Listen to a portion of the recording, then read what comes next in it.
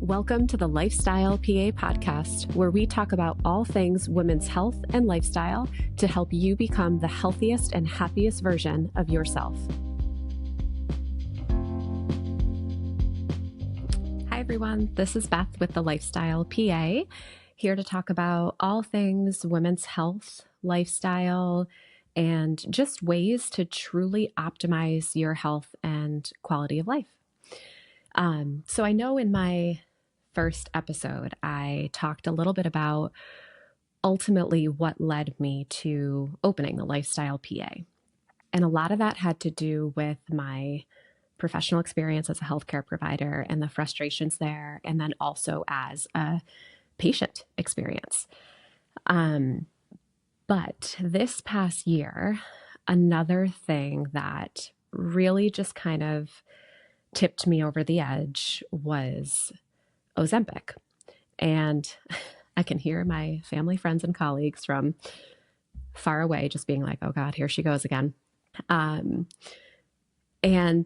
I'll explain why. And I am here to give my honest thoughts on everything. And, you know, this discussion is really intended for not those who are on any form of GLP-1, like Ozempic, Zepbound, Wegovy, who are morbidly obese with advanced cardiac disease or type 2 diabetes, and who are actually under the care of a cardiologist and endocrinologist managing this, because if their health condition is so severe where the risks of being on a GLP-1 is worth it because it may be life-saving for them. That's a different group that this discussion today isn't intended for. I'm on here to talk about Ozempic and how it's really being used and abused where it shouldn't be, like in women who are otherwise healthy and just using it as a weight loss drug. And it's blown my mind over the past couple of years seeing the amount of women who are on this, healthcare professionals included. You know, I think we just need to take a step back and look at the bigger picture for a second. This drug is serious. I mean, we know that the side effects of it, so you can have chronic GI issues, nausea, vomiting, diarrhea, constipation, stomach pain, acid reflux, and like these effects can linger even after you stop the medication, right? Fatigue, electrolyte imbalances, and then the more serious ones, pancreatitis, thyroid cancer, vision changes, gallbladder issues, kidney issues, depression, anxiety. Like they're finding so many more health conditions that are now associated with the use of this. The issue is this doesn't even provide long-term results. We now have more and more research showing that after patients stop it, within the first year they're off it, they gain the majority of the weight they lost back. About 75 to 80% of the weight lost is back. Yeah, because nothing was addressed. Like the underlying reasons of their disordered eating wasn't addressed. And that's what I'm here to talk about today, because I think living in such a toxic culture, and I'm talking for the past several decades, of quick fixes and these fad diets, haven't we learned that unless you take the time to invest and address in the underlying causes, you're putting yourself at risk for so many things and for nothing? Because again, in a year or two, when you come off this medication, you're going to go right back to where you started. So when I see women spending thousands of dollars a month on this medication, and then all of the health risks that we just discussed, so their quality of life has gone downhill, likely from the side effects, right?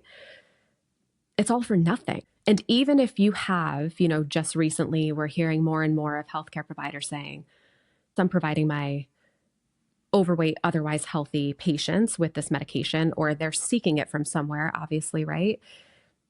Even if then they're like, oh, yeah, but I recommended they meet with a dietitian to work on their eating and exercise 3 times a week. Okay. But that's not effective when the whole mechanism of these GLP-1s is to make you feel full and decrease your appetite because it's slowing your digestion. So how are you supposed to learn these mindful eating behaviors when that drug is masking all of that for you? You don't know when you feel full or when you truly feel hungry. So you can't learn those mindful eating behaviors, which are at the foundation of healthy eating, while you're on that medication. So of course, when you stop the medication, all of those hunger cues come back. And then within a year, you regain all the weight. Also, more and more research is showing, weird.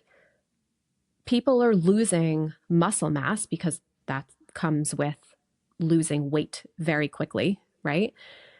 As you lose your protein stores your lean body mass. So not only is that beneficial for a variety of reasons, which we'll do a dedicated episode on, but your lean body mass drives your metabolism and how effectively you're able to manage your weight. So if we're taking that away and we're losing our lean body mass stores, that's a recipe for disaster because now you've lost muscle mass. You take the medication away, so now you're feeling hungry again, just like you were before you started the medication. And you're right back where you started and regaining all the weight. And you're probably regaining at a quicker rate because now you've lost muscle mass. So your metabolism is shot. On top of that, when people are like, oh, I'll just, have my patients, if they're on Ozempic, any one of the medications, go to the gym a few times a week, like maintain their strength.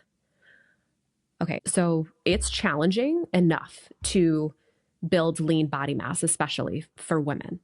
And you need to be getting about 100 grams of protein a day. If you're not eating because you're not hungry, the majority of people aren't able to even get their protein or nutrition needs at all to build or maintain that lean body mass. So again, you've gone through 1 or 2 years of, okay, you've lost 20 pounds, but you know what? You probably experienced some side effects along the way. You were probably fatigued. You've lost your muscle mass. You've spent all of this money. And honestly, a huge indirect effect that most women don't realize, as moms, your kids are always watching your eating behaviors. They may not verbalize it, but even little kids, they're observing everything you do. So if you're skipping meals, you're like not eating lunch or dinner with them, and they're not seeing you eat healthy, balanced meals, like our job as moms is to keep our kids healthy. Like we are shaping the next generation. We already have to fight against the food industry and so many marketing tactics just to get them not to eat junk. And then in our own household, here we are giving ourselves injections and not eating. That matters, especially for daughters as moms. We try hard to prevent things like disordered eating. Again, they're exposed because of things like social media, exposures in school. Like they have enough of those pressures. They need to see a healthy relationship with food in the home. And that's just another big kind of indirect effect that most people don't realize. Like, hey, this is actually bigger than you and your body. So I just think as women, we really need to shift our mindset away from, we need to lose X amount of pounds. We need to lose inches. No, we need to gain muscle mass. We need to gain certain nutrients. We need more sleep. We need more self-care. We need to start implementing more of things and not focusing on losing things. And I think that's our responsibility to start that shift. So that's just my food for thought on Ozempic and all the GLP-1s. I think it's just looking at, what cost, not only financially, but the bigger picture. Your health, your quality of life. I think we really need to take a step back and consider all of these things before jumping in to another temptation for a quick fix, which may actually result in longer term health issues. You get one life. So taking the time to invest in that and say, okay, how do I achieve this balance? Like, how do I become the healthiest, happiest version of myself?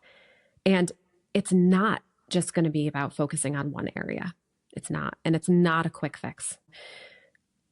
It's these components of nutrition, movement, sleep, stress management, positive psychology, social connections. We have an overwhelming amount of evidence now showing those are all interrelated. And to truly optimize your health, you have to be working on all areas. And it's easier than you think it would be.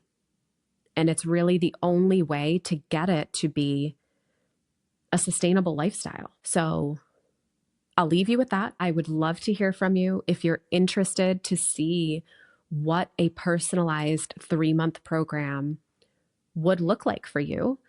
Head on over to my website, thelifestylepa.org. The link is in the episode notes. I'm on Instagram. I look forward to connecting with you all. And I hope you have a great rest of the week. If you're ready to invest in yourself to become the healthiest and happiest version of you, head over to my website, thelifestylepa.org, to learn more about my 3-month lifestyle program, where I offer a very personalized, whole-body approach to optimize your health. In addition to your 1-hour initial consultation, we have 30-minute bi-weekly Zoom visits. You receive my 45-page lifestyle handbook, lab work interpretation, unlimited communication and support through a secure messaging platform, 3 months of meal plans tailored to your needs, and guidance on mastering the 6 pillars of lifelong health: nutrition, movement, sleep, stress management, positive psychology, and social connections.